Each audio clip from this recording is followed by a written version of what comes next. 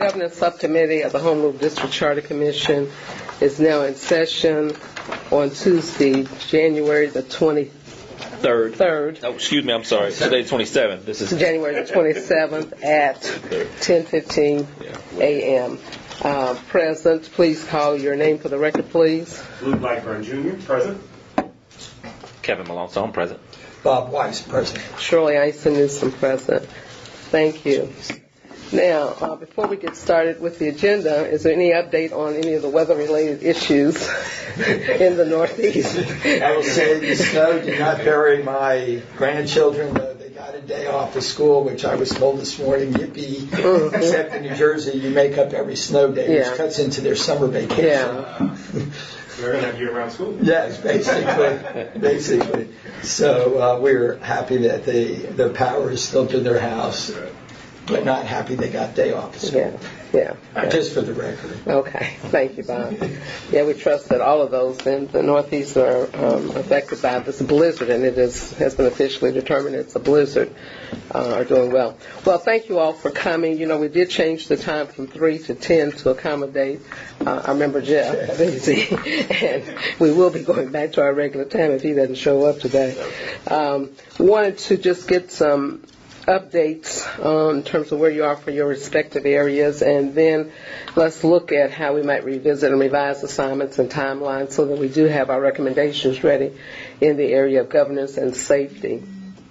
And I'll talk about an input process I think we still need to have for this governance report that we will be making. So having said that, Mr. Weiss, you have any updates on the board level governance? Not really. I was talking to Jeff, but I've been focusing my thinking on trying to better understand, the legal requirement for training, and how in my past life private funds help do training like CRSS from Houston. Yes. I remember Jack Lowe, before he got on the board, had a gentleman do a significant training on policy governance. Carter, I think his name was. So I'm trying to understand, and as a recommendation, not only strongly suggesting the current policy and procedure manual be revisited somehow, but what additional beyond state requirement we could recommend to talk about training. I think I'm becoming clear in the public record that I don't think the structural issues, election dates or recall, I think the act of governing, that is how we work together, how you build comity, trust, to arrive at a decision and then expect management to implement is where my thinking is right now. And I think it's been pretty clear. I don't believe moving an election date to another day drives good governance. I don't think a recall or not to recall based on some metric when it's not clear to the public what that metric is matters. Extending a term of someone who doesn't know how to relate in a group when they don't get their way is not a structural issue. And the more I've thought about this, Madam Chair, is the more I've gone back to what people have tried to help the board through training understand that to have insight about policy and then let it work is not to mean you don't have accountability. And I do think even in the public space, there's a test of duty to the organization, a test of loyalty, and that this idea that you either are committed to a public space, a public institution, has to be really a litmus test as opposed to, as I mentioned in my comments at the meeting, and while you're professing that, promoting an exit strategy from the public space. And I think whatever it takes to become a trustee in the public space, we need to help the community understand that governance is a process, it's a verb. To govern is to know how to be in a group, how to understand the rules, commit to going to training. And if the private sector has the capacity to help fund that, then we ought to. I don't know the results of the CRSS, the group in Houston, Don McAdams, who was on our list, and I have not. Jerome tried when he was on the board. went through that training and really liked it. I know Leanne Ellis, before she lost her election, liked it, but I don't know enough about it. I didn't know the manual. There might be others out there from other groups, and I think we have a way to be part of that conversation without the structural piece, because how you set policy and hold people accountable, other than this very formalistic, okay, we're going to hold the superintendent and it looks like it might shift whatever that standard is, doesn't teach people how to work together. And I think, and I'll be done, I think there isn't a lot of training opportunities to help people learn how to work in groups anymore. You used to be able to go to your church or your fraternity or Rotary or Lions and I always thought that SBDM, when I was young and this was getting going, would be like a training ground, that you learn to work with community, with the teachers, with the principal, with the parents, and then you would learn how to do that in terms of group process. Learn how to be supportive and then maybe help build your candidacy. Now, I know in our country, right, you can just sign up and run, and there it is. But I'm looking at some members who had extensive teaching experience. They brought an experience. Skill set with them. Yes, thank you. A skill set, that's the phrase. Mm-hmm. And if you don't have it, then how do you get it? And then I think this is delicate, and I don't know how to address it, and so I just put it out there, is the issue of leadership of a group. Now, I have a particular style that you've been kind enough to allow me to use. So how that leadership is done matters. I mean, without mentioning names, you can see how there's periods of calm, depending on who the chair is. And then, and I'm not casting aspersions for the record. That's a skill set if you want to become the leader of the group and earn trust of not only the others, but earn trust in the community. And I don't know how to approach that one. So I'm doing a lot of reading. I pulled stuff out. I need to talk to you about, what groups. I saw some of your email about how to go look at that, who does that, and then how does that actually get embedded as a recommendation we can make. And I will just say one more time for the record, I am not a believer that structural changes and exiting the public space are going to solve a governance problem. You could have 5 appointed people who can't deal with each other, and so what? Just look at corporate America, look at nonprofits. It just doesn't work magically. So that's the direction. I will pull some bibliography together. We'll do some more research on that. And I want to thank the commissioners, because I hadn't really thought about that until I heard Jeff and Lou talk about, the training, their involvement in the schools, and SB1, the school-centered education, how that can then become a vehicle to pull an area together. Out of that area, you start to know people, you develop leadership training. How do you lead? What are your skills you need? And then advance candidates in some way. Okay. Thank you. Lou, reaction, input to what you just heard? A couple things jumped out, and I'm kind of with you in terms of I'm not in favor of November elections, but I would like to hear some debate. I'd almost like somebody else to kind of argue in favor of that so I could understand more. My thinking has always been November elections, sure, they'll pull in more people, so you have this one metric that says, well, you have more people involved, more people voting. But to me, they're not knowledgeable people. They're just going out of respect for the act of voting, and they'll mark something without knowing the people. And I'd love to know what are the other arguments for November elections. And I agree, 3-year to 4-year terms. If you don't move it to November, it really doesn't make as much sense. I mean, if you wanted to line even May election, I've heard, well, if you line up with city council, then you have a better turnout. But we are aligned with city council. They're aligned with city council. As well as Dallas County and all the others because of the cost. We share the cost for those elections, so they're already aligned. Other than even number years. Yeah. So in even number years, then you're going to have 3 trustees that run. And those numbers, those turnouts are generally lower when they're not running with city council or mayoral elections. And so, like I said, just for the sake of the information or knowledge sharing, I'd love to have some kind of discussion about that. But in general, when we're talking about governance, and I've known it before, and I know it even more after last spring, I wonder, and this is something to everybody, I wonder if there's some way that we can share that knowledge so that more people understand what the board does and what's the role of the board. And, I know it's not our role to educate, but and I'll admit that before my dad joined the board, but even as he was running, I'm thinking, oh, that's a school thing. That's mine. If he wants to do it, okay. It wasn't until, it did make an editorial of the Dallas Morning News, and for some reason, people were like, oh, Morning News is interested in this? It must be something important. And so over those few months, it's like, okay, this is a big deal. And as far as our tax dollars, yes, it's a very big deal. And then what goes on with school and with students and so forth, I don't think as many people care, and they just don't know. Again, it's kind of like county treasurer. It's somebody on the ballot, but maybe I'll go, maybe I won't.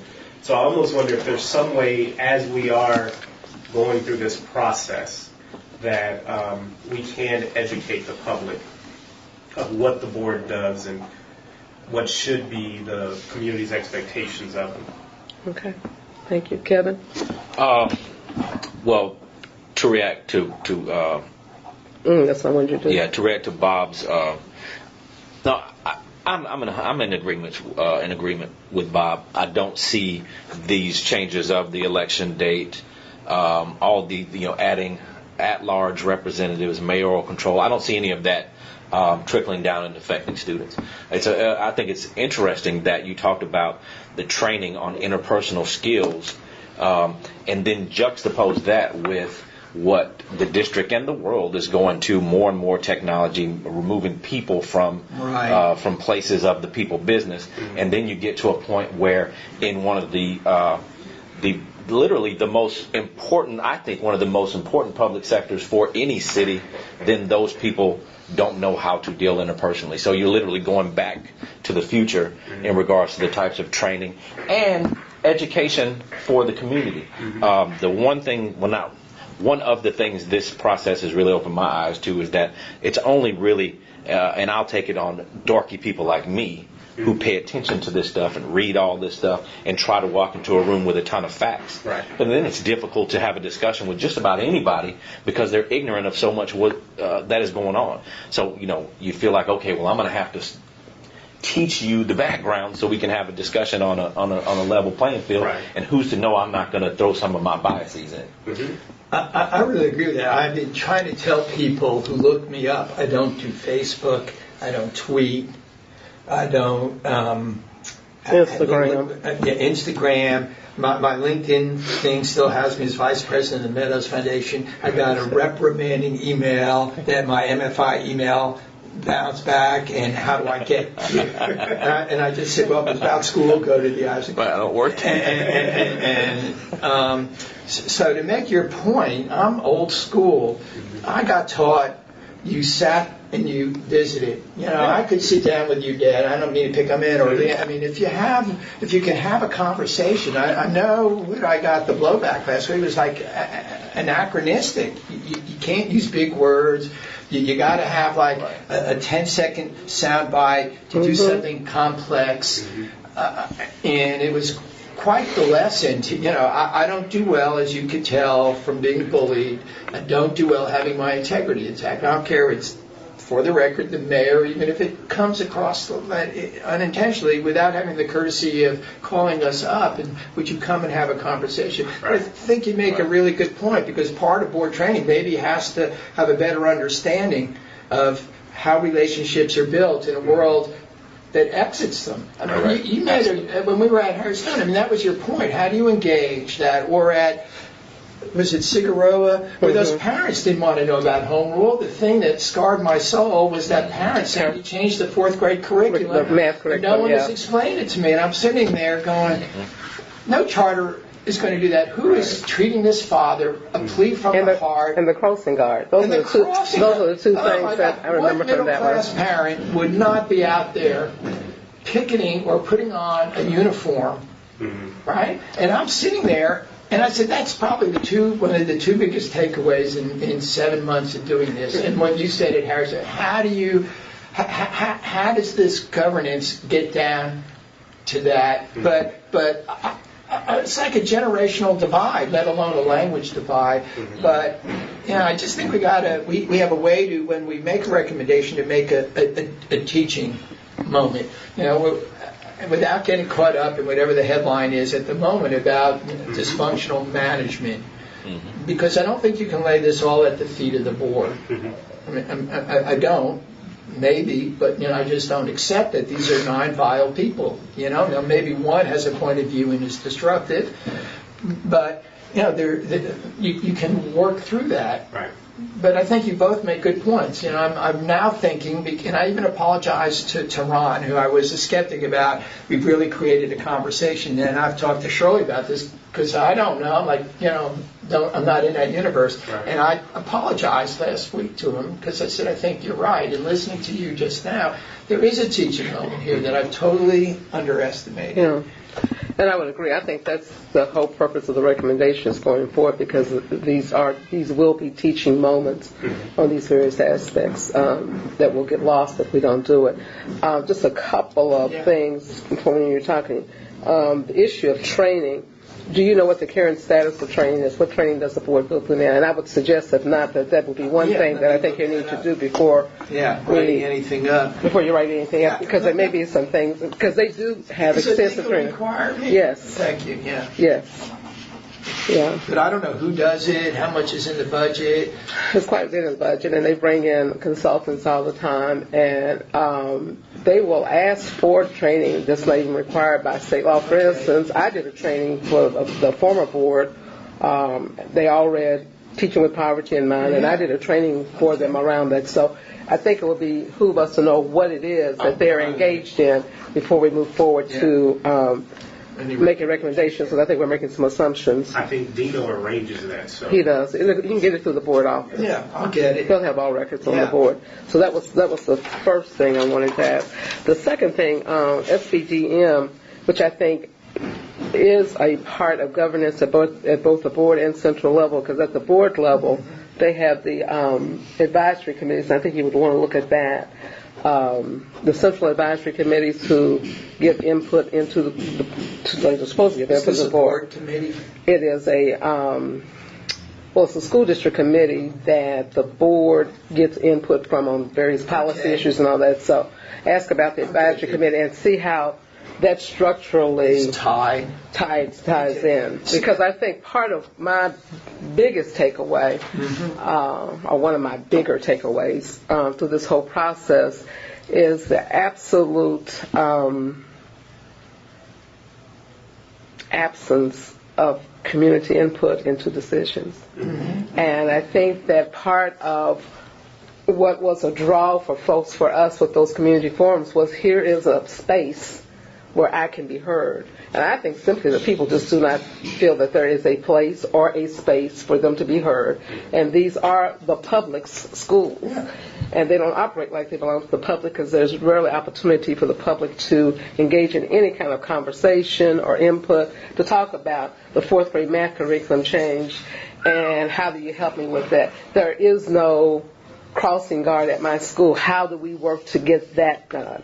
So I do think that looking at what are the current structures now, the central advisory committee is supposed to be a place that feeds into that, but I do think we really need to push more on SBDM from a local. I'm sorry. No, I didn't mean to interrupt. I apologize. Okay, SBDMs as a local campus input avenue that can then feed out into a feeder pattern, which then could then feed up to the next level. So I think you're looking at some kind of structure like that would help me to feel like I'm helping the people that have a voice and to be heard. Yeah, and I think the SBDMs are so key, and they could be way more important and useful than they are. I talked to Elizabeth Elizalde a couple meetings ago about it. We just mentioned it. Stephanie? Yeah, I'm sorry. Thank you. And I told her we were going to have to meet about it a couple months ago, and I finally sent her an email this weekend. I said, I will be in your office on Thursday. So if y'all want to join us for lunch, just let me know. I'll bring you a sandwich too. I forgot what you call it, the Central Advisory Committee? The Central Advisory Committee. Yeah. which is I what don't know as much about it, but you may want to touch base with Danae, because I believe she's a part of that. And I don't know what they do, I just know that. They do about as much as what SBDM is doing now. That was my point. To look at the structure to see, District level. District Right. level. yeah, to see is there any way that feeds up through the levels to them to give input, and I think we need to look at It's just that. way too logical, to start with the bigger, the schools and come to your neighborhood school area you're concerned. If they, the issue there is the trust and the management. Do they feel like, are you comfortable enough to know I can go speak So I on think my structurally we campus? can look at that. Yeah, that, and And then it will get up. Yeah. When my kids were in school, there was you were supposed to have a school improvement plan, use data, but it was collaborative. I remember at Hillcrest, there were some issues at Booker T about how to do it because the parents came from all over. But at the elementary school, they were robust conversations. Now, granted, the neighborhoods, parents were used to speaking up, but you then went to an area plan. It went to, remember, you had I know the whole assistant process. superintendents who then would gather the data, sit you down, give you the facts of life, and you would argue and holler. people used to have to come to a table like this Yeah. and present And their then it went school to improvement plan. Yeah, right. And before I would sign off, and we would, no, you aren't crazy. But that level of, and I guess, Bob, for me, while training is important, training will not get to people honoring a process of input and collaboration. That's what I'm trying to get at. And respect for your opinion. And I think that's what has been lost. I don't know how we get, but somehow we've got to get through the structure that will help to bring that back to bear. It's interesting, when I went back through my stuff, and I kept thinking about this, that I like the word trust, because, what our process has taught me, if you have some basic trust, you're going to disagree, but no one impugns something. No, we've had really good attendance with one exception. And so you learn how to say, hey, we have a voice here, let's use it. And I'm self-correcting, and I've said that repeatedly because I didn't appreciate it. But I think your point is right. Just this thing was put in 96, and there's been such resistance. I've been now thinking about why is it resistant. When you talk to the teachers, I don't think they're afraid of it, but I don't know if there's discipline issues or they feel undercut. I do think, though, there is mechanisms. That law has not been repealed, and I think you and Jeff and what we heard at Cigaro are onto something. And that's, to me, that's the foundational issue of governance. It's not just the vote and policies are set on high. Yeah. It's how do you create ownership in the public space so that everyone is trying to advance this enterprise together. Well, it goes back to we the people. Yeah. Fundamentally, it goes back to we the people. Yeah. And when we the people are left out of the process and only a select and small group, we will be making the decisions in secrecy, under a cloud of secrecy. Right. I am, and I keep talking about the democracy because I believe so strongly that we are on the verge of losing this thing called I really do. If we continue the way we're continuing, the economic gap is showing the haves and the have-nots. We're getting ready to go to a 2-class system rather than a 3-class system. Well, anyhow, but but these have serious implications for how you govern. Do you govern because you think that a 2-class system is appropriate? Well, the haves up here making the decisions and the have-nots just go along because they have no choice, or do you believe that you have to have input and that you have to walk in the shoes of those folk to understand where they are? This whole thing of trust is understanding, trying to understand where Bob Weiss is coming from. I may not always agree with Bob, I may not agree with his style or whatever, but I trust that Bob is giving his best to the effort, that he is being honest with his effort, and if he believes the same about me, then we can talk, we can disagree and just think, oh, Bob, you're just way too nice, and let's get on with it.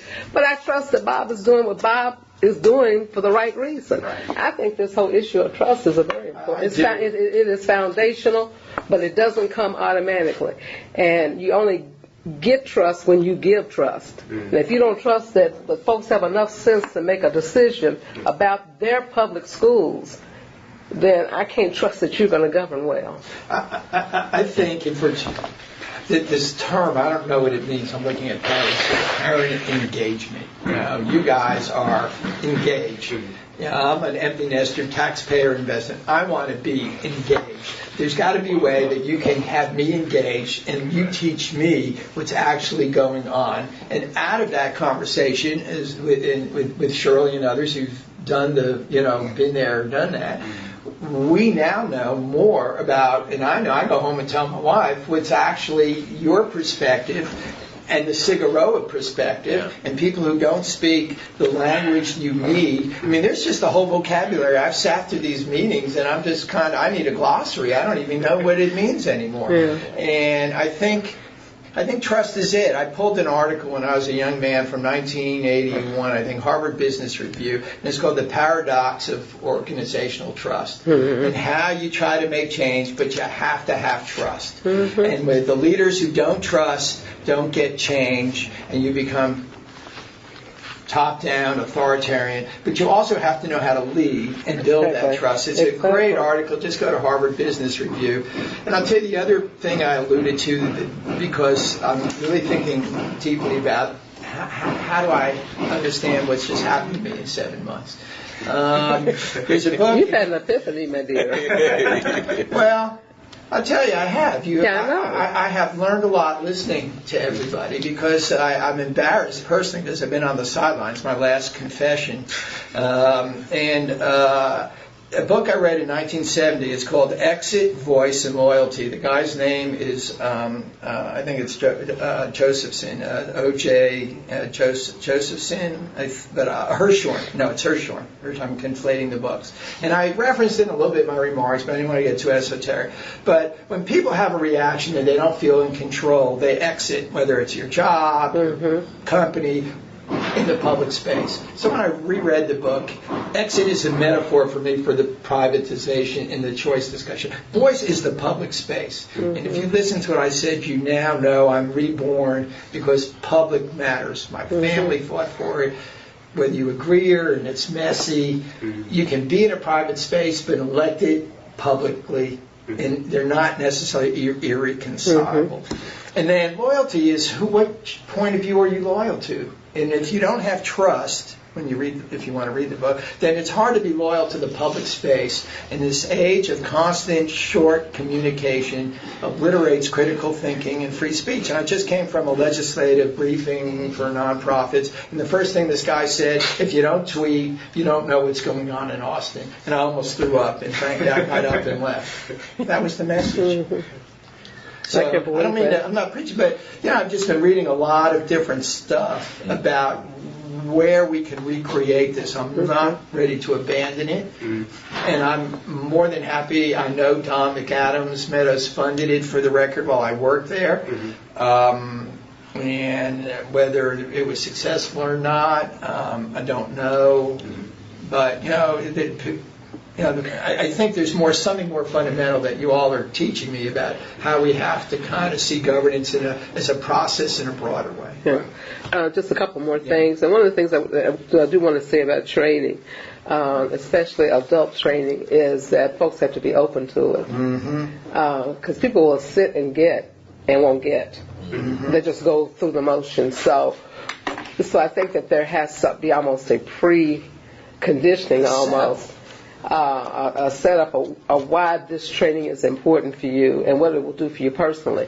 If people don't see personal investment, not institutional investment, but personal investment in the getting, they will not get. So I just wanted to make that notation as you're looking at that. I think my experiences, I recall, for instance, if someone Googles this guy Carter, that training, half the board didn't show up because they didn't have this. And it was Jack just trying to pay the right thing. And so it begs the question, how do we convince people who want to run for office that they have to be continual learners and they have to be open to what they do? Well, I think first off is to make sure that anybody who's running for office is already a learner. Right. And some of the best board members, I was here for a long time, so I saw them coming and going, were folks who had either been long-term PTA leaders. I mean, they had been in a space of leadership And so they kind of got it.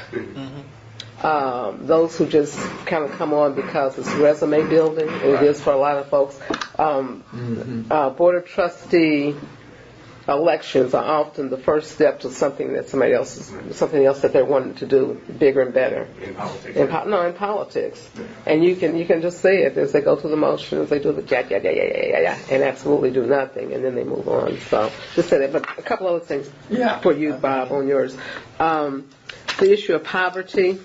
How do we get that into the space of governance? I'm not clear on that, but I do think it's one of the things that we do need to consider given the demographic poverty of this district.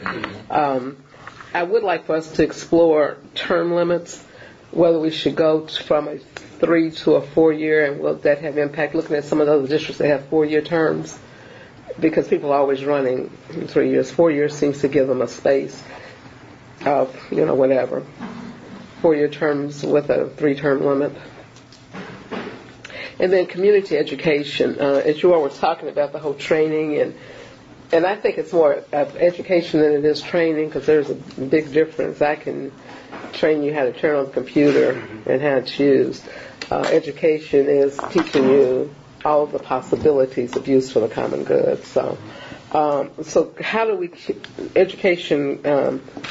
community education, I think, falls under this whole governance notion to include a broader role of input from the public. And whether that goes back to the leveling that I was talking about, from FCDM to a feeder pattern to the district community advisory committee. And finally, how do trustees get input from the community? I mean, it was clear to me from these community forums that these folks don't have an opportunity to voice anything to their trustees. And I won't say 100%, but 90%. I mean, I think the trustees listen to the voices of those that they think have merit, have power. But for the common person, I mean, that was the thing that hurt me the most. As I sat there, I was thinking, Lord have mercy, these folks have elected representatives, and they're coming to us asking for stuff that the board needs to be handling. So I think somehow, Bob, through the whole governance notion is, how do you, even my homeowners association, we meet at least once a year for us to gripe about whatever. I think that really struck a nerve when there's so much self-interest, like HOAs. I mean, it's either over the top, or you can't park your red truck because red trucks aren't allowed, or you don't like how your neighbors cut the lawn, to taking that energy. And from the east side of my city plan commission days, I can tell you if you had that same passion and intensity for those neighbors, with or without kids, around their neighborhood schools, I mean, it would be a conversation that the school district would not really comprehend. So I think you make this point, but it's the sense in every aspect of community building. If you're not getting your trash picked up, you get 10 neighbors and say, why is it the trash? And if you have the voice and the money and the time and know how the city hall works, you get it.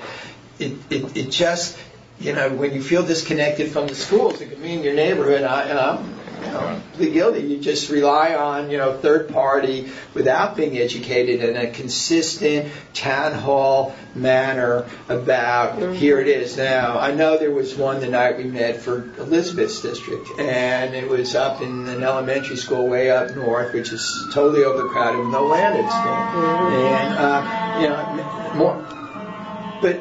But if you had a more consistent, ongoing, have the board meetings out in the districts, I don't get, why that doesn't. They used to have it wasn't a problem. So Dino's told me, but I mean, it was comments were wrong.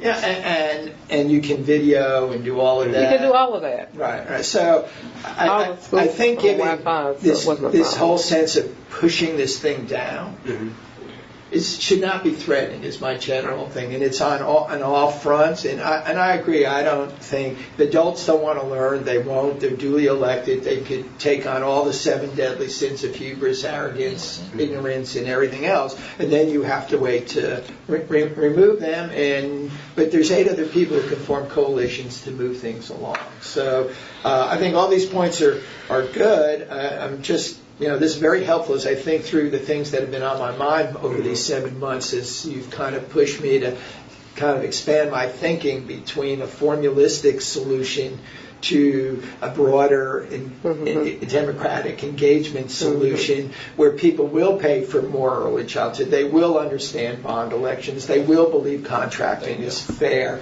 I mean, the second thing Abbott did was appoint a task force to look at all of state contracting. It's going to drive the nonprofit community crazy because all the crony contracting is now on the table because he was forced to do that as his second act of governor. First one was to let the guy get executed. The second one was to just say, hey, we got a problem. He put one of his best people in charge of it. And so there's a lot that goes into this that I think community is good. And I want to go back to this communication thing. I am woefully uneducated about the power of how this is communicated in a community when you have social media. Yeah, and one newspaper and the Observer, and how the community gets its news. I don't know enough anymore about. They get news. They don't get I don't know people who. I don't think they get it. I don't think they get it. And as you and I've had this conversation about how there's a major urban area only have one newspaper. And I call it one tabloid. I'm on record and I don't mind calling it a tabloid because that's what it is. But I do think the whole issue of communication, the other thing, Bob, I was going to say as you were talking, when we talk about community input and the difference that I'm cognizant of the time, was that whole thing about the grading the early childhood, testing the early childhood grades. Now, the folks out in Cowan's district came together and, essentially pushed their trustee to hear them. Yeah. And somehow those kind of forums, I don't know whether we can make a recommendation of regular forums 3 times a year or whatever, so that trustees are forced to listen to their folk. But somehow that's got to be gotten there. And I think it gets to be, in terms of you were talking about relationship building earlier, I think a lot of it is a matter of time. We just don't, it's like, okay, I think I know what the solution is, I just want to get to that solution as quickly as possible. And if I need to yell at somebody about it, let me yell at them instead of taking the time, whereas in this conversation, we may not get to a solution, but we do work on that understanding, building trust in each other and so forth, and that time isn't always there. And so that just needs to happen. Can I just make a point about? Oh, yes, ma'am. I want to make a point about the parental engagement. You talked about that. You pointed out that Lou and I are parents. But it's something that's funny. I do read just about everything, and I also listen very well. In this commission, the only parent that's ever been talked about is Danae, and how she approaches being a quote unquote an active, good parent participant. Well, I think there are many different ways to be a good active parent participant. And so that communication, education, and involvement via parents could maybe take a little bit of definition, a little bit of fleshing out. I mean, I look at you two, one last observation. Yeah, of course. I'm not current on the status of Montessori, but I believe, as I understood, you two are in 2 different Montessori situations. And I'm thinking, well, you're having, with all the, whatever the conversations and the shortcoming, this is kind of interesting that you saw a point of view and were able to get to that. And you're right, no one else is understood to be representing your own children somehow. And I do think this communication thing is we had no money to have a communication plan, and I'm defensive right now. But I never thought it was necessary. But I think going forward, I am going to work up as a part of governance is having people not only be able to speak, but to have it transmitted somewhere. And I just have to go to school on it. Yeah, thank you for that, because I think that was an important point, that we do have a number of current parents. We also have parents who had kids to go through the system. Right. We have grandparents who are working with kids who are in the system. So that was certainly not an... And there's value to all of those perspectives. Exactly. And it's not an inclusive domain for one person. And I agree. Thank you, Bob. Thank you all for your input to Bob. Central level governance. Lou, you have an oral report on that? Yes, and I'll ask for your guidance as I'm going through this. Perhaps I need to whittle it down and filter a little bit, but I've spent time trying to understand the structure of how the administration, Dallas ISD, is currently put together, and preliminary conversation with some of the people. Really want to go through, trying to understand, and as well as be able to share the information of what each department within the administration does, what's their objective, but then also what are some of the deficiencies that they feel that they have. So what's keeping them from doing even more of what they do. So talking with current Dallas ISD, but then also speaking to other districts that may be similar, particularly in terms of the poverty levels, not just socioeconomic, but also varied minority groups and so forth. And that one, that's a different piece. If you guys have any, I'm looking at the niche list of best school districts, and they have some criteria. And of course, again, even that, just because you're the best, well, if you're 5%, if you have a 5% poverty rate, well, you don't really pertain to us. But going through that and well, can I just decide you pertain to us only if we can look at the 5% of your kids who are in poverty to see how they're working. Okay. That was a whole thing about disaggregating the data years ago, because districts were able to mask how well they were doing because they didn't take into account certain demographics. Right. And so when you disaggregate the data, so if the 5% of their poverty kids are excelling, they would have merit for us. Just a size. Sure. Kind of about how to look at stuff. And my intent with that is to find out, and I may pick anywhere from 5 to 10 of those that will allow certain people from their administration to talk. Is to just find out, well, how are you structured? How is your administration structured? How do you handle certain issues that maybe we see within DISD? And what kind of takeaways can we get from your district that may be able to implement? I mean, 90% of what your district does may be the same as what DISD does, but 1 or 2% there, if we have that tweak within DISD, that may help us in some way, whether it's in communication or discussions between schools and the administration, or just communicating with parents. So that's the plan, and moving forward that rather quickly over the next few weeks to try to get that before a lot of other stuff starts jumping in. Okay. Bob, reaction? So, and I appreciate you doing that, because I was trying to find organizational charts just to kind of understand. There is no chart in DISD. Oh, good. Organizational chart. I don't mean good. There's not. No, because let me tell you. Seriously, there is. I appreciate you digging into it. There's no organizational chart because the organization changes so often. No, seriously. No, there was an, I guess, administrative decision made not to have an organizational chart, which blows my mind, because both the people in the organization are changing almost on a daily basis.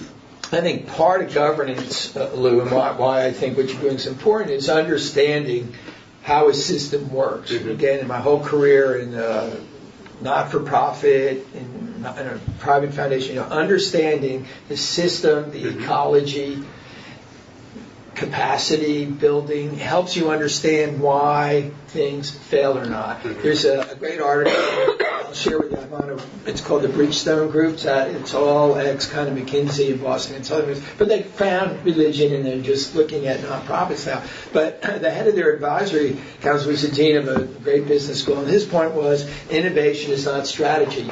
Metrics don't make innovation. It actually has the reverse effect. But if you don't understand the ecology, is now what I come to call it, that all these pieces come together, it has a way of stifling and suffocating rather than then forcing people out, and then you become the outsider looking in rather than saying, how do I have space to really try to do something? Right. And I really appreciate what you're trying to do, and I look forward to that. It's a really interesting take on strategy and transformation. And this guy says, you can have all the data. The data per se does not make Just doesn't do it. Yeah. change for that. But I don't even know how it works here anymore. Well, maybe the day that's the problem. Okay, fascinating. The day that's the problem. Kevin. I don't have any major comments except to say this is one of the areas, central level governments, where I feel the most ignorant of. Thank you. I have. I've spent the last 10 years of my life in high schools, and then as a parent of elementary students. So I'm much more aware of how the schools work, and I think this is symptomatic of the bigger problem, if you will. If I don't know how central government in the school district works, and I do my best, How am I going to know? there you go. Yeah. Okay, thank you. Well, just a couple of things. One, I think the comparative analysis, like school districts and structures, would be helpful. But let me suggest that you look at the Dallas Chiefs report on governance, because remember that's when all the layering came. And if you can look at this through the lens of how does central level governance positively or negatively impact campuses and kids. Because, at the end of the day, this is what all of this comes down to. And so if you can look at it through that lens. The second area that I would want you to look at is what I think is a burgeoning bureaucracy that is feeding upon itself that has little impact on helping schools. And so for me, the decentralization is this since they not decentralized, but what was the term that they used on the Dallas Chiefs when Hinojosa was here? Anyhow, when they cut out the central Cut staff, 7 layers so out. they cut 7 layers out, and now it's back up to about 12 to 14 layers. Okay. And I don't know, with that many layers between a campus and a support system. The best one that I saw, I will tell you this, was when Chad Woolery was superintendent, and he had what he called, if I can find the document, I'll give it to you. And you and I just need to sit down and have lunch together to talk about some of this, was the service team model. And essentially, he had decentralized, he followed the decentralization model that Marvin Edwards put in place, where there were 7 sub-districts, essentially. And assigned to each of the sub-districts were persons from each central office to service those schools. It was called the service team. Kind of like what you do at Hewlett Packard. That was designed just to service those campuses exclusively.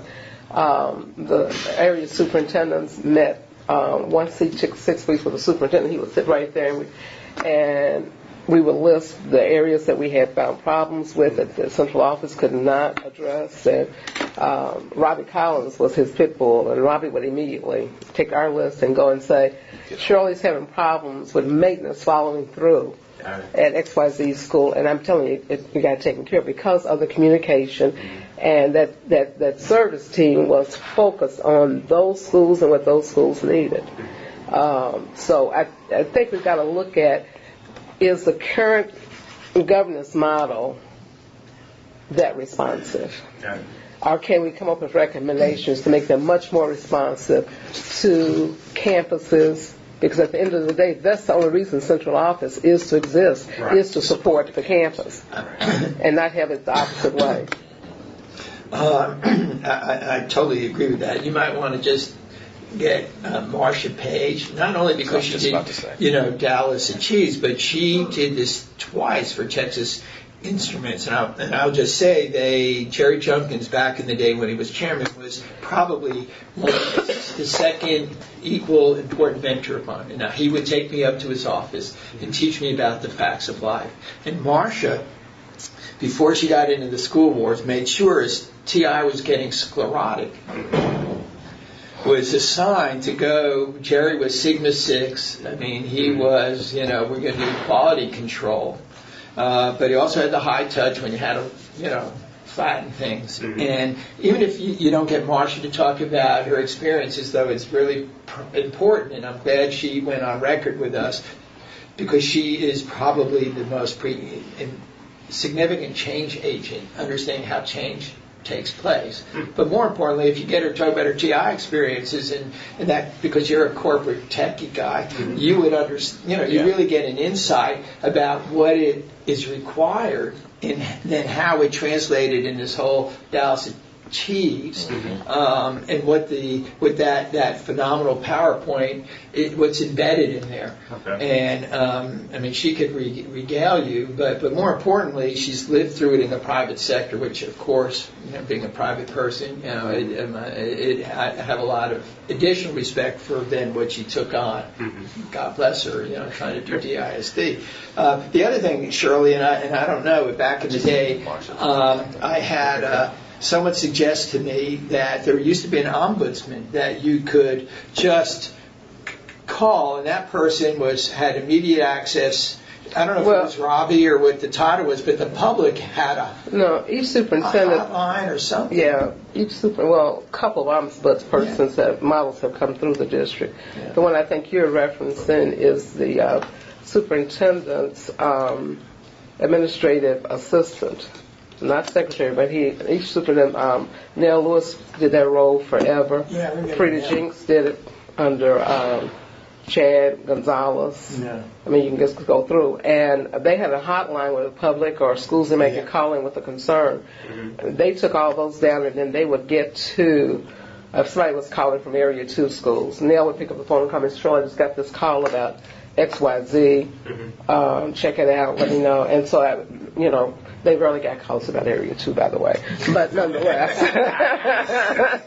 But they knew if they called and told me, it was going to get taken care of immediately. And so I would then, take that concern, track it down, and try to resolve it if I could, or find out what the roadblocks were to it getting resolved and report back to the superintendent. Okay. So that was a good model. I think Marcia's an excellent person for you to talk to about the delayering and that whole Dallas Chiefs experience. But prior to that, talk to Mary Roberts, who can give you an excellent, and she's already agreed that she will listen.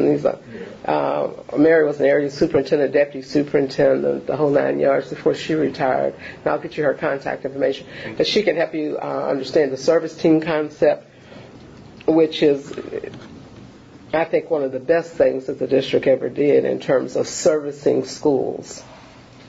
And I would just say, I don't know exactly what you do, but tech companies have that person who's the interface between the engineers, the software people, and the marketing people, and someone has to speak multiple languages to get stuff done.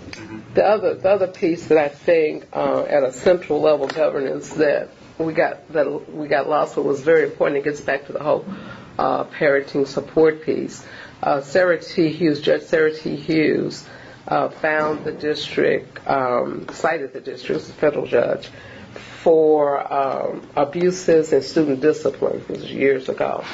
And the district had to hire an ombudsperson so that when Lou Blackburn principal had a problem with Kevin's child, you and your child with Lou would come to the central office and meet with Julia Jordan. She was the ombudsperson, and you would lay out your facts from a parent perspective, who was championing the child.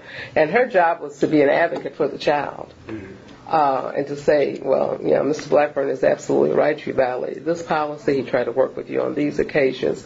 And then you three would then collaborate on what is the best course of action to help this child to grow, rather than just kicking them out. That was one of the best things that they had. The second, and that was with Julia Jordan, and that was... I'm trying to think what it was called, but it was a child hearing, essentially. The second one was they had a psychologist, and because everybody used to laugh and tell me, we're going to send you to the crazy person. But if there was an issue on your campus with teacher Kevin, and it was just going to blow up in the whole faculty was talking about it, you and Kevin would come to Bob Bourdin was his name, by the way, to Bob and sit down again to mediate this difference that was causing this huge, and Bob's findings were, Kevin, we're going to let you go home for a week and just rest, and I'm going to talk to you every day. If we can get some, yes, we can get some of that anger out of you before you take it back to school and visit it on the. I want to pick again because it just my two lives together, so I really am enjoying this. If you look at the nonprofit model CASA, they are used volunteer, highly trained ad litem. So when they go to court and the kids get crushed between the adults, or the state foster care system allowed 146 kids to get killed last year. I mean, we don't even have shame anymore in Texas. That if it comes to that, part of an ombudsman program is if you said to a place like CASA, how do we have this kind of intervention where someone is representing the child? The teacher says the parent's cursing me out, I get no support. The parent says I'm totally disrespected. The principal is totally at a loss.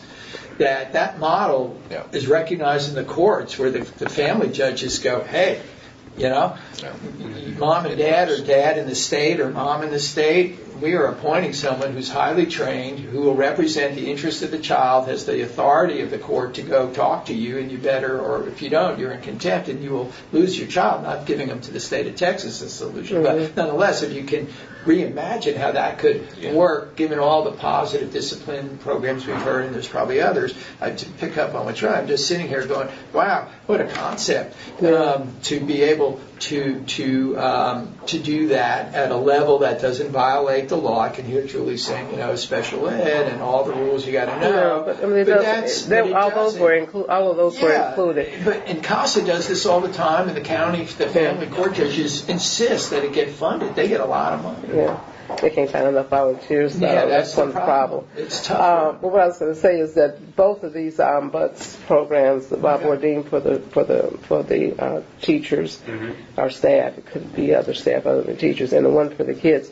As the hearing officer, the ombuds person, you had final authority. If Kevin wanted to appeal that, then there was a 3-panel administrative team that was appointed per semester to hear both of those, because I served on both sides of it as a panel too, and you would, so it just a structure for parents to feel that somebody, and they aren't just ganging up on my kids. So I think, so for me, the whole central level governance is how do we govern so that we're giving absolute support to the campuses, and the campuses know that. I mean, I get more calls now.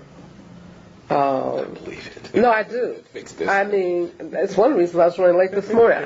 Literally, two principals were calling me to ask me stuff about how did we do da-da-da-da-da, and what is the policy, and what would you suggest. I get calls like that constantly because folks don't have a sense of where to go. You can keep talking. The two things that keep coming up with the central government: communication and support. Right? Communication and support. Constantly, since we started that discussion, communication and support.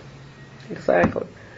Okay, Kevin, any feedback for him? No, I mean, I don't have any feedback. Okay. I'm learning by listening to you. Okay. It also just seems like a lot of this stuff, these best practices, have not been taken note of and perpetuated. Instead, it seems like every time we get a new leader, they just stop everything and don't check out what's been working. Can I just validate that? Absolutely. From the philanthropic sector? I went back and I pulled all of my ex-employer, because we have been, Shirley knows, very involved in funding. Back to Linus Wright. Yeah. And that's the mid-'80s. He came and got from the Meadows Foundation over 3 years, over $1 million to do what? Promote SAT test taking.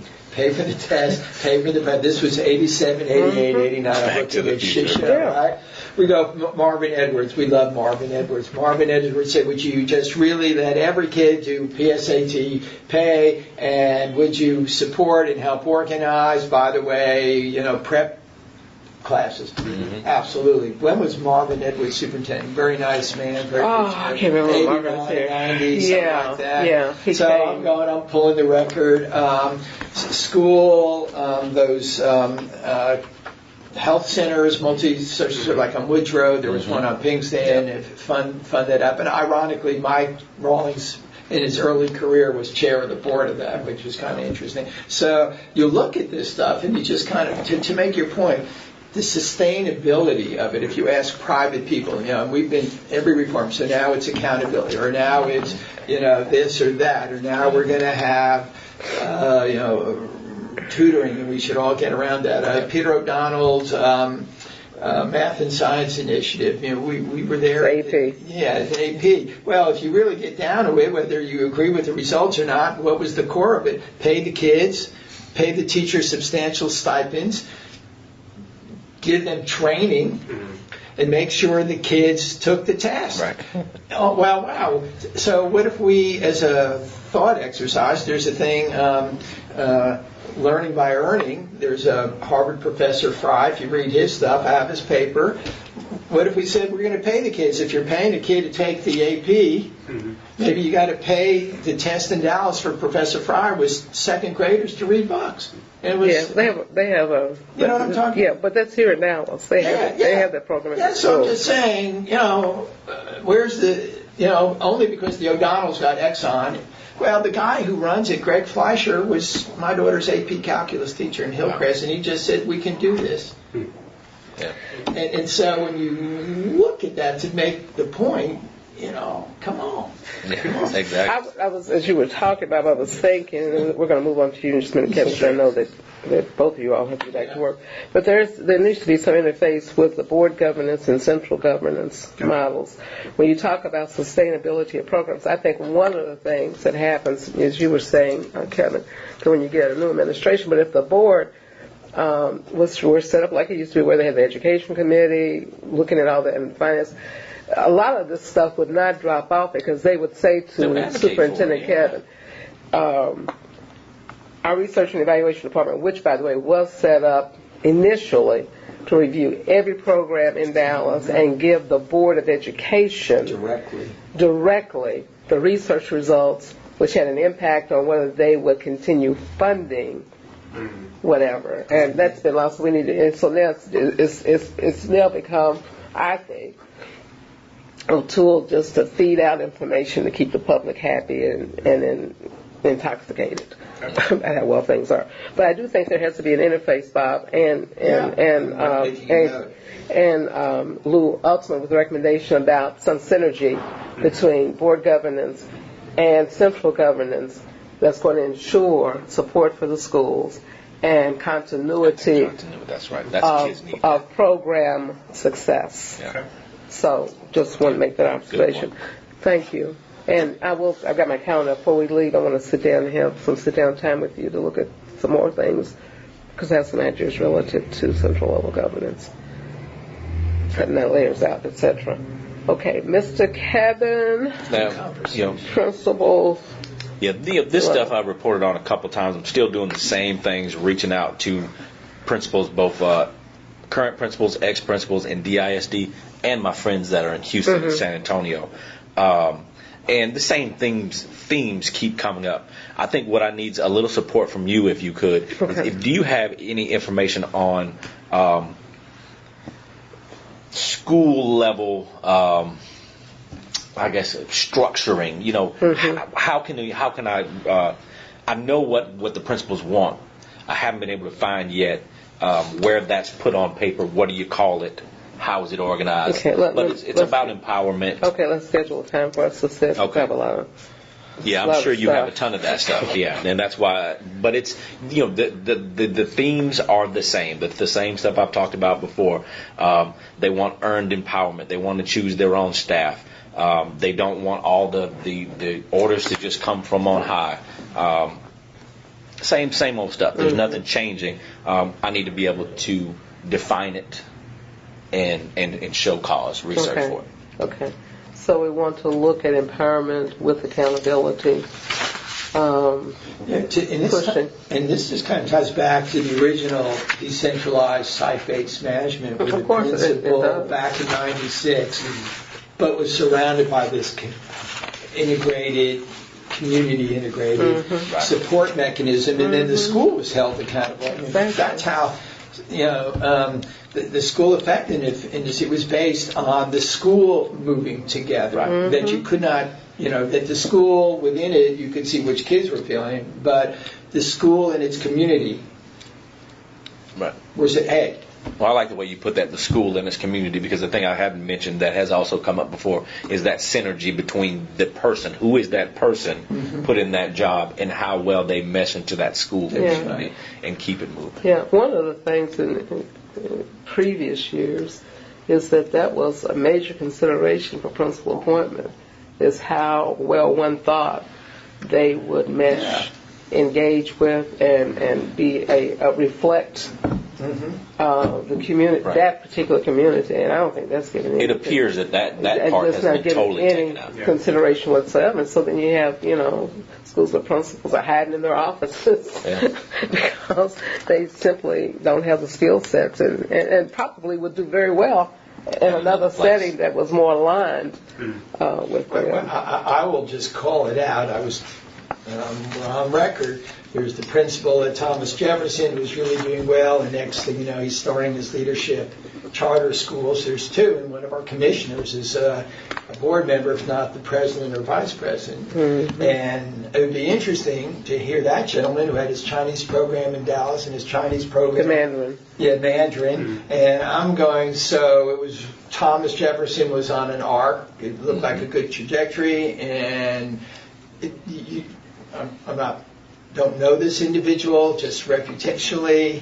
I know him well. I know why he left. Okay. I know him too, and he was fabulous. Right, so the Fabulous. question that for me is why is it not possible to address whatever frustrations were there or inducements to stay? And I don't know the backstory, and I'm not asking for it. Well, I think I'm that just story point that repeats as- itself. As an example Yeah, sure. that I agree. I'm really curious because from a business person, there's a cost. There is an absolute cost. So if you're asking me with my tax dollars and you're losing your best person, I use him as an example, the ROI for me is significantly diminished, to be really cold about it, because the cost to get the next person as good as that person is not insignificant. So just from a taxpayer, and there's no explanation offered other than wonderful quotes and great photo ops. And I'm not going to ask our fellow commissioner what the story is there because I don't want to get into it as the chair, but I just raised that in our committee because I think, Ken, what you're helping me understand is that whatever is going on, I use that guy in my own mind as kind of a metaphor, if you will. Well, I think it is a systemic issue. There are plenty of and I think that, there are many Thomas Jeffersons that we could point to. And when you have the turnover in leadership that we've had in this district, and principal leadership, over 50% of the principals, 60% of the principals who were there 2 years ago are not there now. Did you say 60? 60. Yeah, that And then you look at the number of master teachers that have been lost. I mean, you cannot sustain a system with that kind of turnover. You just can't. And ultimately, those are the things. I hate to get back to it because it's very difficult to measure, but it's education is the people business. Y'all have heard me say this tons of times. Right. And so if you have 60% of principals turning over, just trickling down to my personal day-to-day business, that means new principals are less apt to keep programs that have been successful on their campuses Right. because they don't know, They don't know. and somebody else will tell them. And so even that kind of change affects students greatly. I mean, we're still getting calls. It's January. We're still getting calls from students at schools where we were last year saying, hey, we went to y'all's office. You're not here. These new people are not helping us. What is going on? Go talk to the principal. It makes me cry. It bothers me quite a bit too, and not because of the business, but it really is about the children. Yeah. If you keep cycling people, whoever it is, starting from the bottom, we're lowly people on the town. We just work bees, right? We help work these kids, but we build personal relationships Yeah. with them.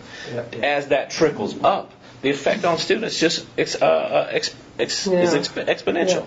Yeah. You can. Another story similar, and then we will move on, is the Dayton Middle School story. Oh, wow. Where the principal was removed, pushed out, goes to Commerce. He's the principal of Commerce High School, and that school is just excelling.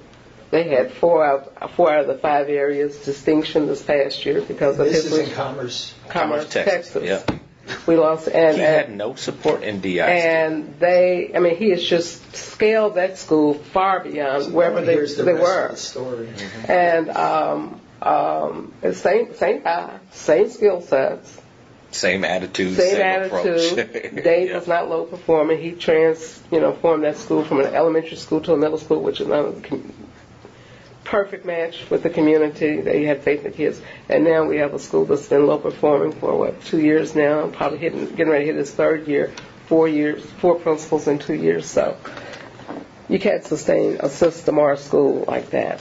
See, I know these people, and that's something that really I don't. this home rule commission to me is not the stage for me to sit up there and say, Right. hey, but we know these people. I know what the heck is going on. But that's something that's really hit me in the cross. So this is, you guys have just got my mind racing. I'm looking, I don't know what your experience has been with that kind of turnover, Lou, but it would be really interesting, because I'm a quant at some level, to do a critical path of the person who is no longer here.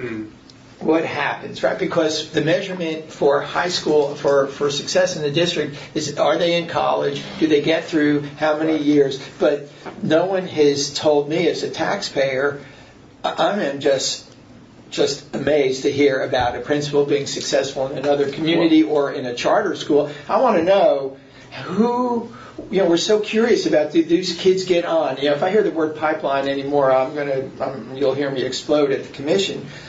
The question is there not, as you would do in corporate America, an exit process? If your key people are leaving, you're assigning agreements not to be competitive. I mean, I don't understand the public space. I'm looking at contracts. The principals on contracts. Yeah, I'm not as so they familiar could with. move around. Yeah. I don't think they have Oh, any yeah. kind of non-compete clause or anything. They can go to another school. If there's a charter school across the street, they can. But this stuff is all But my about. point is, no one tracks. Well, if they're deemed not successful, or they're frustrated, and then they're eminently successful somewhere else. She's saying a study should be Yeah. done. That's all But I'm saying. I think DISD does not want to do that. For example, Who's not? here's two, and of a principal who was at one school, a Maceo Smith, and deemed a low performing principal. He got a job at a different school, different situation. Now he is a star In the district? in the district. I'm not going to. You know who I'm talking about. That's exactly who you're talking Then about. you talking 'cause about. I put him in this new job. I know. He I know was you a did. star. And because he was a star before. He was a star. He was in a place where they didn't give him any support. Same thing with Mr. Welch. I know Mr. Welch. I spent tons of time over at Dade. That little just the building itself. You couldn't walk the children from the classroom to the cafeteria without. You couldn't get 4 people wide. So of course there's going to be crap there every single day. And so I guess the point I'm trying to make is this district they've chosen who they want, and they have not chosen who they don't want. And if they want you to be successful, you'll be successful. That type of study would really blow up the things that are going Well, on. I'm just curious, forget the commission, it costs money. I'm looking Absolutely. at, you get what I'm saying, right? You couldn't do that in human environment, it costs money. You want to retain your best people, because Right. that's who adds value to the company. That's for sure. Not to push the disagreeers. I just found this guy, it's Exit Voice and Loyalty. The guy's name is Albert O. Hirschman. I mean, the point is, you cannot be that organization. And now, so if all of these people left and they were failures, okay, I get it. They've changed industries, they've changed jobs, they left education, they're just mediocre, nice people, but mediocre incompetence.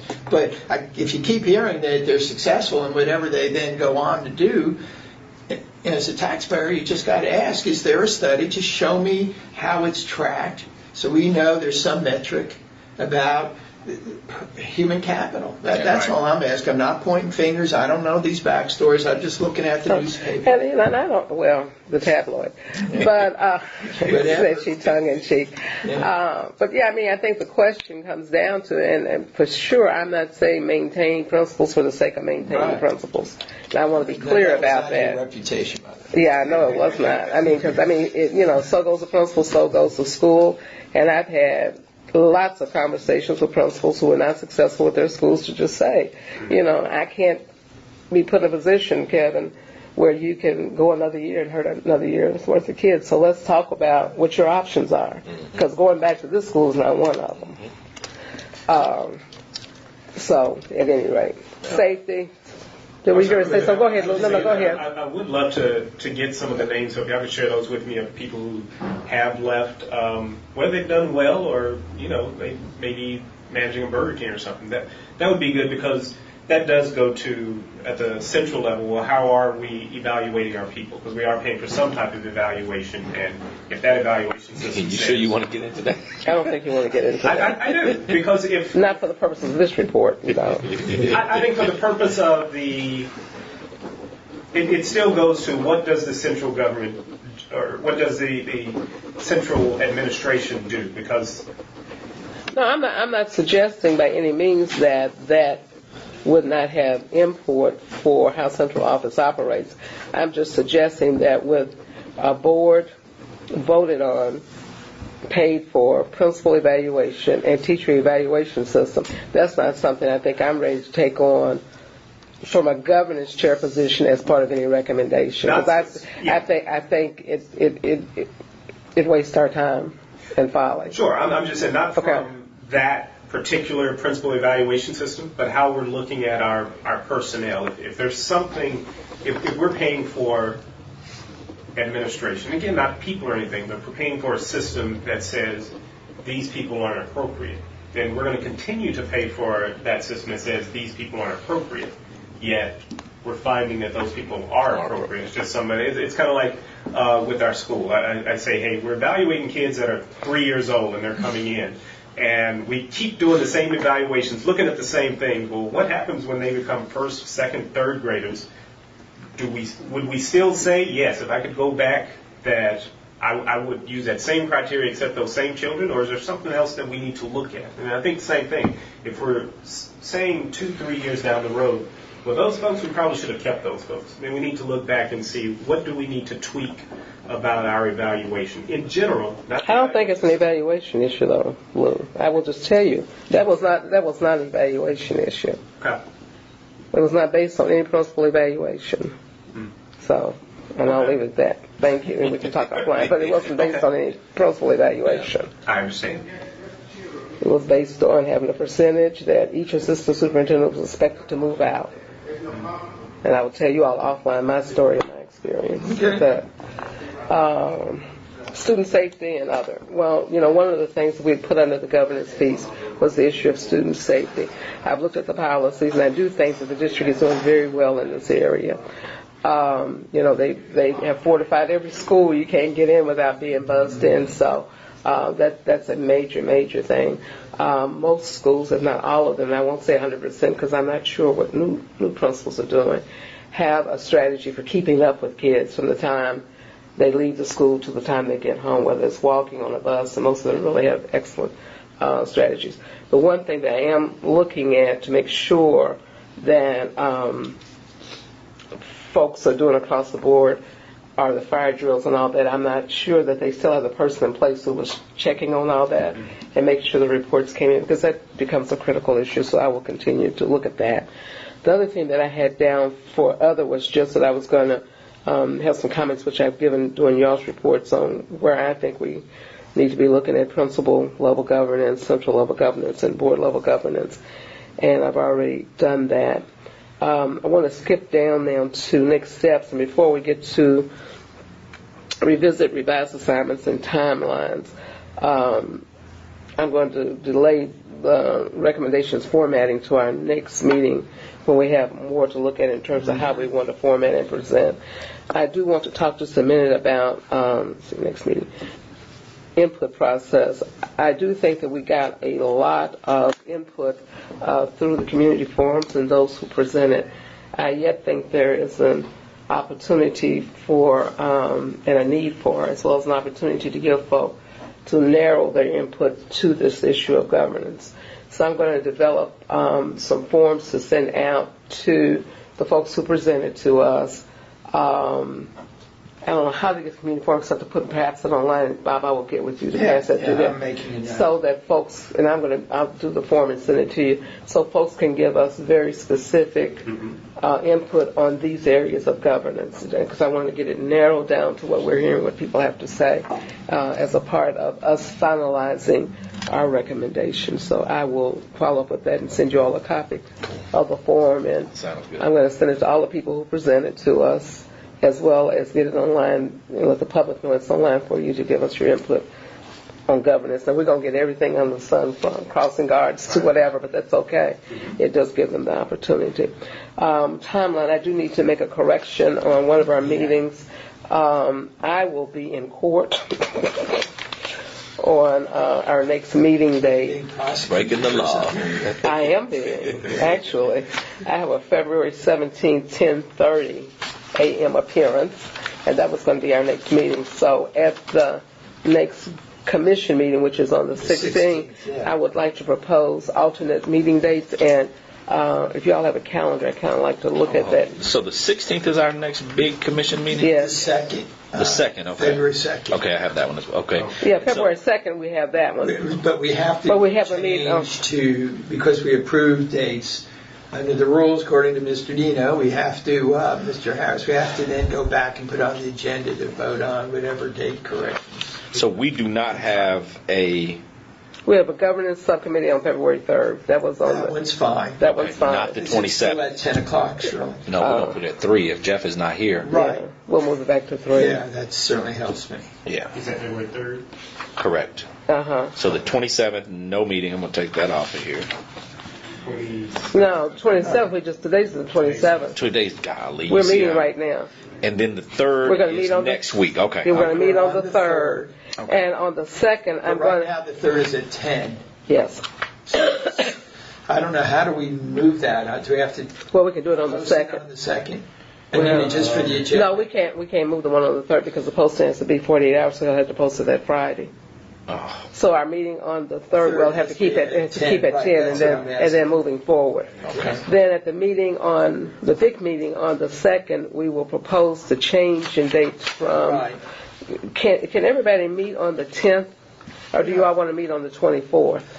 I'll have family in town, but it's easier for me. No, the 24th, they'll be gone, 14th through... And that'll give y'all some time in between Yeah, to work either on stuff. yeah, so Okay, so I want to move the 17th meeting to the 24th. It'll help me. Is that good for yes, Lou? ma'am. not the 10th? Not the 10th. Okay. Nothing on the 10th, all right. Nothing on the 17th. Can we do Yes, it at 3 o'clock. We're moving our meetings to 3. Jeff, this is his big swim season, so Okay. that's why he wanted it early, because all those swim meets in the afternoon.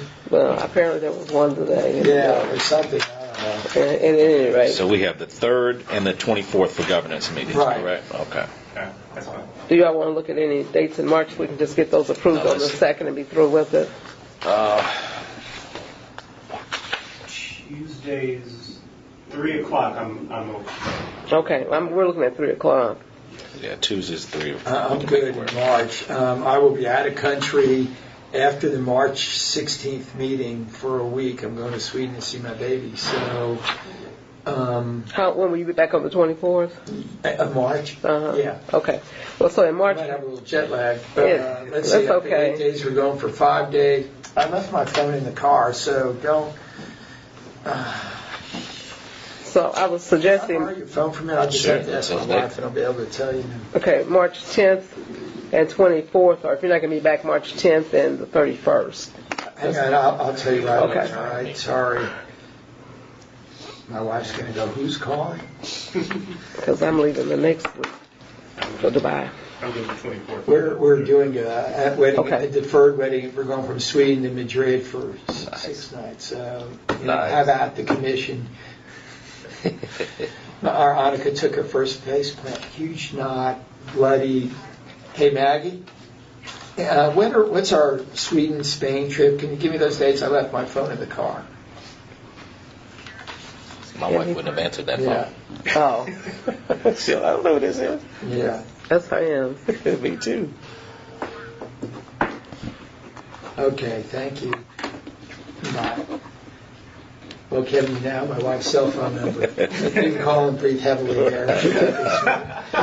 She'll think it's you. So it's So- 3:20. I'm gone 3:21 to 4:03. So anything maybe before March 21st. Okay, so let's do, I think I'm trying to plan my trip. So the commission meeting is like the 3/16, but I might not be back for the one after March 16th. so can we then do, we're doing the 24th. Can we do March 10th Yeah, it works for me. and March 17th, just do back to back? Yeah. Or do you want to wait No. and, The 10th is spring break. okay, so we don't want to do that. I didn't realize that was spring break, because you'll have your kids, right? Yeah.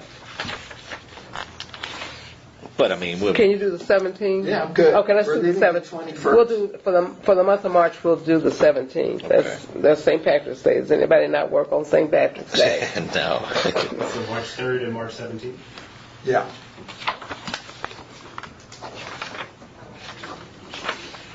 Yes, 3 o'clock. Because this 10 a.m. eats my day up. And then February. March 3rd, we did say that. Uh-huh. Right? Okay. And then March and February, we're going to the 24th instead of the 17th. Yes. So I want to put all those on the agenda for the Yes. second. So Yes. we'll be here on Yeah. February's 3rd, and then 3 Yeah. weeks later. Yeah.